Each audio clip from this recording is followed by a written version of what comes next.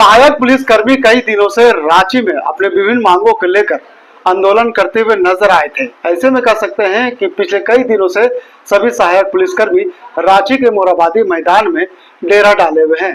विभिन्न मांगों को लेकर वो लगातार सरकार को जगाने का काम कर रहे थे। ऐसे में आज सरकार की तरफ से 6 विधायक उनसे मिलने गए और दिन भर वार्ता हुई। विधानसभा के हम लोग माननीय 6 सदस्यीय टीम के बीच में इनके सहायक पुलिसकर्मी के प्रतिनिधि के द्वारा एक बैठक हुई।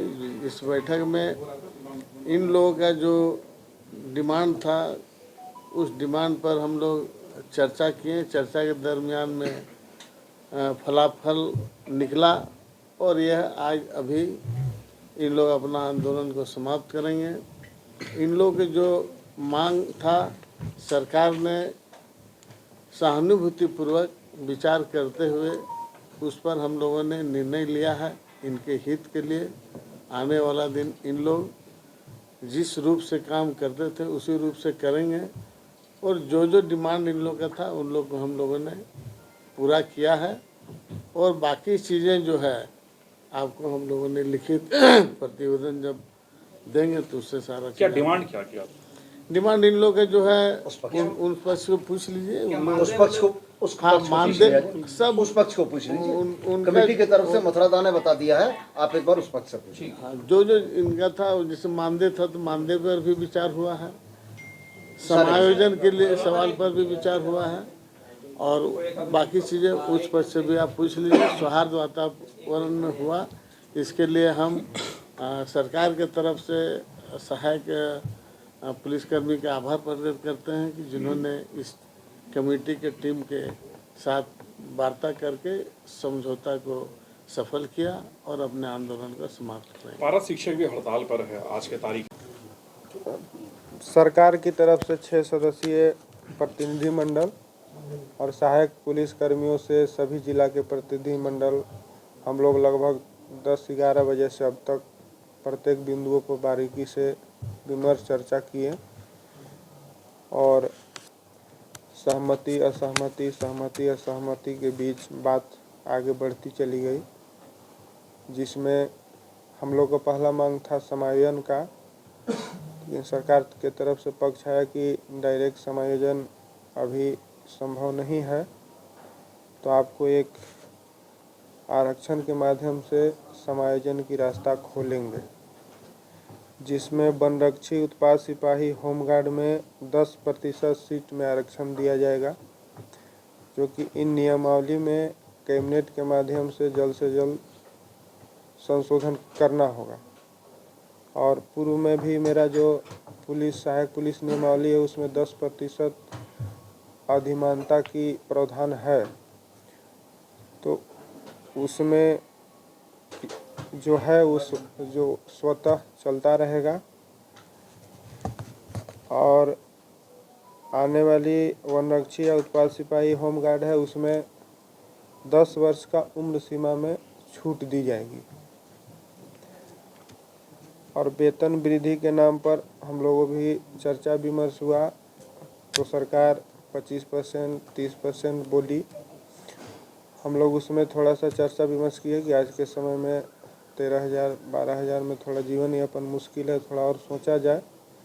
लेकिन सरकार की तरफ से सहमति दिया गया कि अभी जो क्राइटेरिया है, नियमावली है, उसके तहत 30% ही पॉसिबल है, तो यानी 3,000 वेतन वृद्धि पर सहमति बनी, क्योंकि काफ़ी जद्दोजहद के बाद भारी मन से हम लोग को स्वीकारना पड़ा, क्योंकि शायद नीति नियमावली में जो भी प्रावधान हो अब तो नीति नियमावली निर्माता जानेंगे, लेकिन हम लोग के था कि कम से कम 15,000 प्लस वेतन रखा जाए, लेकिन उस स्थिति में सहमति नहीं बन पाई।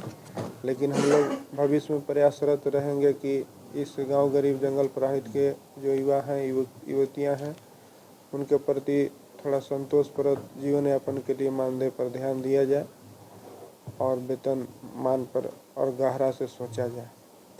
3,000 वेतन वृद्धि पर बात सरकार की तरफ से बोली गई और हम लोग की तरफ से उससे अधिक, लेकिन सरकार के जो नीति निर्धारक क्राइटेरिया क्या था, बोले कि अब इससे हम ज़्यादा नहीं दे सकते हैं, तो उस पर हम लोग के थोड़ा भारी मन से स्वीकारना पड़ा।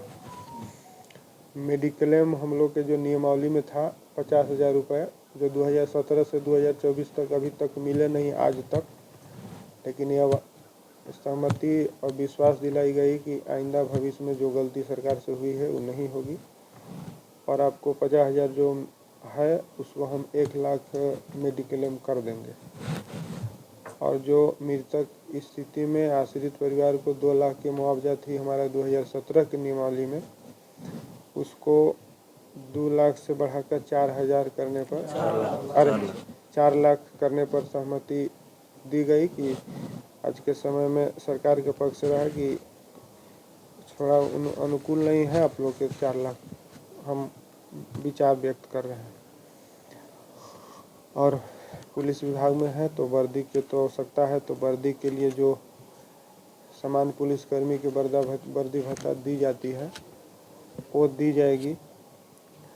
और सेवा काल में हम लोग का मांग था कि सेवा काल में ही अस्थाई हो, सहायक पुलिस में ही अस्थाई सेवा हो, लेकिन तत्काल आरक्षण के माध्यम से बोले कि इस संगठन को ही न रहने मंशा है सरकार के कि सहायक पुलिस को आरक्षण के माध्यम से अन्य विभाग में समायोजित कर दिया जाए, ताकि इसको एक अलग से फोर्स बनाने की आवश्यकता न पड़े। तो इस परिस्थिति में सरकार की तरफ से आश्वस्त किया गया कि तत्काल 1 साल के आपको सेवा विस्तार देंगे। बाकी हमारा प्रयास रहेगा कि आपको नियमित विज्ञापन के माध्यम से जो पुलिस विभाग के अन्य वैकेंसी है उसमें आपको बहाल कर ली जाए। और जो अवकाश के विषय था उसमें कुछ अवकाश पर सहमति बनी, कुछ पर नहीं बनी। जैसे मातृत्व अवकाश पर बनी है कि महिलाओं को मानवीय आधार पर जरूरी है, और ऐसे भी कुछ महीना पहले से 2-4 जिले में मिल रहे हैं, लेकिन और जिला में नहीं मिल रहा है। तो ये तमाम बिंदु पर सहमति बनी, विचार हुआ। तो हम लोग का जो मूल मांग था उस पर तो नहीं बना, लेकिन एक कदम आगे एक कदम पीछे होते उम्मीद पर हम लोग भी आशान्वित हैं।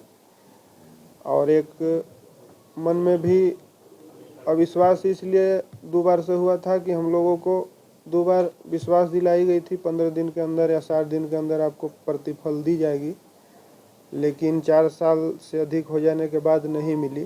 तो मंच के माध्यम से, मीडिया के माध्यम से सरकार के प्रतिनिधि यहाँ बैठे हैं, हम हाथ जोड़ के रिक्वेस्ट करेंगे कि अगर बार हम लोग के साथ झूठ मत बोलिएगा, क्योंकि 4 सालों से जो झेल रहे हैं, झूठ बोल के अगर करना होगा तो आप लोग कीजिएगा ना, तो झूठ मत बोलिएगा। आशा करते हैं कि अगला कैबिनेट तक या उससे अगला कैबिनेट तक हमारा निर्णय कर लिया जाए। बस ऐसी सहमति के साथ भविष्य में हम लोग अपना संघर्ष हर स्तर से रिक्वेस्ट करेंगे कि एक बेहतर जीवन मिले, और तत्काल परिस्थिति स्थिति को देखते हुए हम आंदोलन स्थगित करेंगे। लेकिन कुछ बिंदु हैं जो बाकी हैं, हम आगे संघर्ष की अन्य माध्यम से जारी रखेंगे। बस यही आज के विमर्श का सारांश। कब तक लौट रहे हैं? अभी हम लोग मैदान में जाएंगे, हर बिंदु पर चर्चा करेंगे। उम्मीद है कि कल सुबह तक निकल जाएंगे। ठीक ठीक ठीक।